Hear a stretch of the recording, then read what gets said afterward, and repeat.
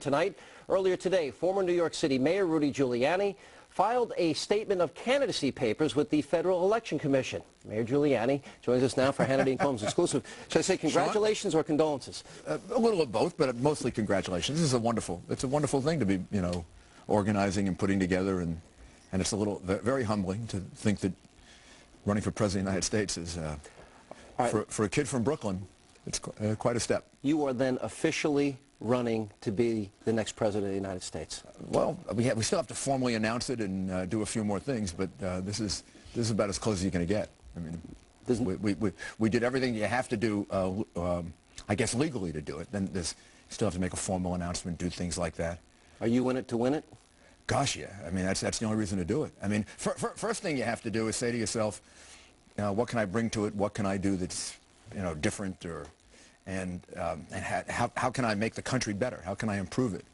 And I think that the experiences that I've had as mayor of New York City, United States Attorney, all of them very, very strongly kind of in the executive area where you have to have leadership and organization and focus, and having dealt with a city that was in really bad shape when I took over, and I had to kind of turn around, I think it gives you the background to approach it and to feel pretty comfortable that you can make a difference. Democrats were predicting this back in November 14th, as a matter of fact, and they said it's unclear whether or not Rudy Giuliani will be able to just explain away the fact that he's consistently taken positions that are completely opposite to the conservative Republican base on issues they hold near and dear. Is that accurate? I don't think anyone's campaigned much more than I have for Republican candidates going back to 1998. I mean, I've been in 45 states on behalf of 200 candidates, all Republicans,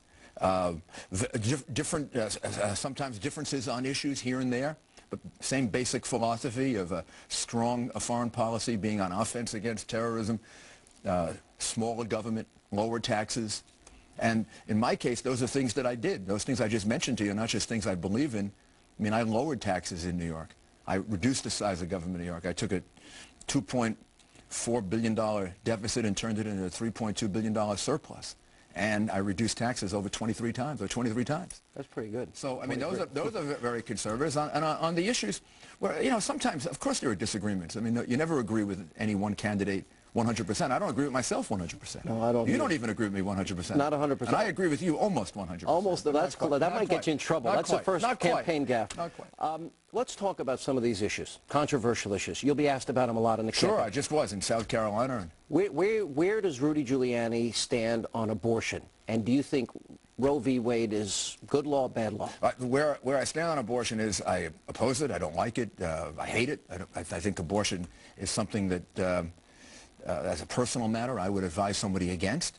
However, I believe in a woman's right to choose. I think you have to ultimately not put a woman in jail for that. And I think ultimately you have to leave that to a disagreement of conscience, and you have to respect the choice that somebody makes.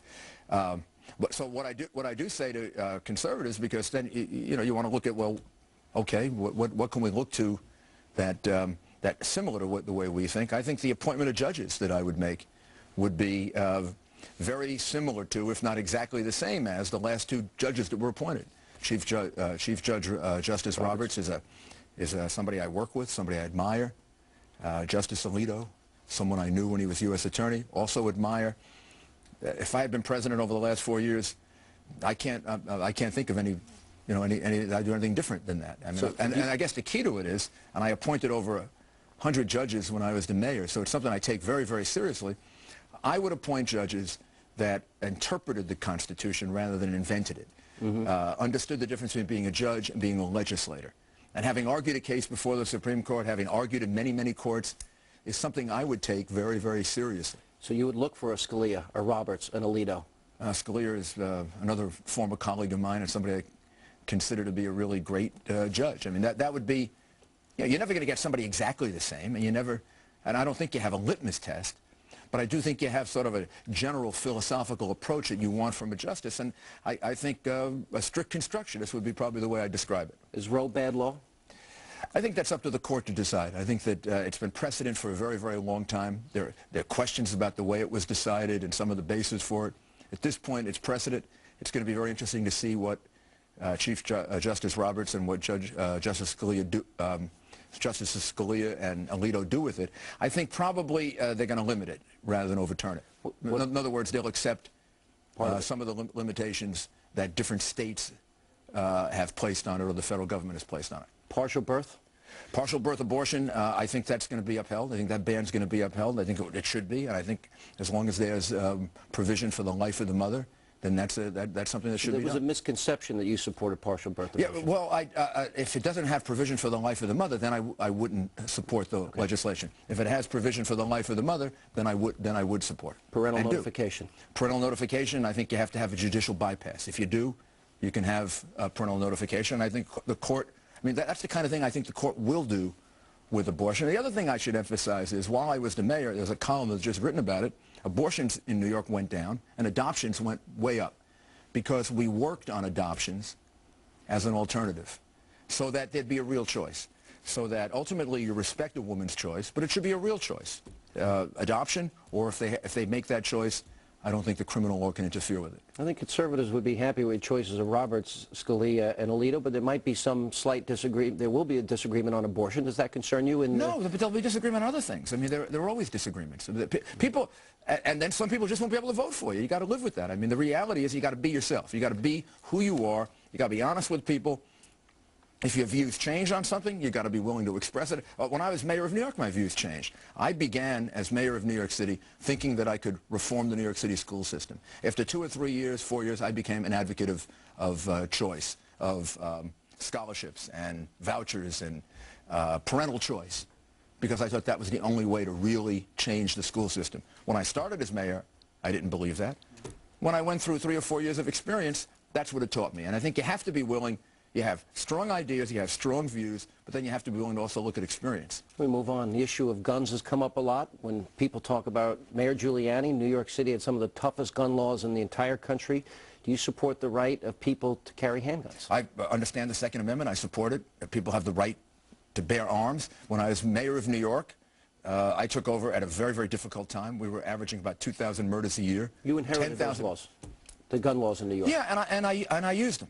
I used them to help bring down crime, homicide. We reduced homicide, I think, by 65, 70%, and some of it was by taking guns out of the streets of New York City. So if you're talking about a city like New York, a densely populated area like New York, I think it's appropriate. You might have different laws other places, and maybe a lot of this gets resolved based on different states, different communities, making decisions. And after all, we do have a federal system of government in which you have the ability to accomplish that. So you would support the state's right to choose on specific gun laws? Yeah, but I mean, a place like New York that is densely populated, or maybe a place that is experiencing a serious crime problem, like a few cities are now. It's kind of coming back. Thank goodness not New York, but some other cities. Maybe you have one solution there, and in another place, more rural, more suburban, other issues, you have a different set of rules. But generally speaking, do you think it's acceptable if citizens have the right to carry a handgun? It's not only, I mean, it's part of the Constitution. People have the right to bear arms. Then the restrictions of it have to be reasonable and sensible. You can't just remove that right. You've got to regulate consistent with the Second Amendment. How do you feel about the Brady bill on assault ban? I was in favor of that as part of the crime bill. I was in favor of it because I thought that it was necessary both to get the crime bill passed and also necessary with the 2,000 murders or so that we were looking at, 1,800, 1,900, 2,000 murders, that I could use that in a tactical way to reduce crime, and I did. Yeah.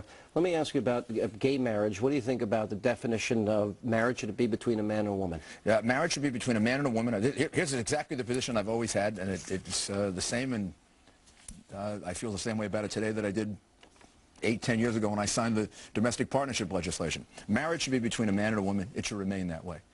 We should be tolerant, fair, open, and we should understand the rights that all people have in our society. And I thought the best answer was domestic partnership as a way of dealing with that, so that you recognize the rights of people who are gay and lesbian and protect them. But marriage should remain between a man and a woman. How do you feel